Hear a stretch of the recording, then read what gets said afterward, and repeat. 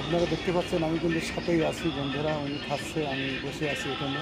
উনি যতক্ষণ খাবে আমি ততক্ষণই কিন্তু খাওয়াবো, সাথে আছি। হাসছে কিন্তু, বুঝতে পারলেন? খাওয়াটা ওনার খুব ভালো লাগছে, বুঝতে পারছেন? খুব সুন্দর লাগছে, আমি পাশে বসে আছি। আসসালামু আলাইকুম বন্ধুরা। এর আগে কিন্তু ভিডিও করছিলাম এই ভাইকে।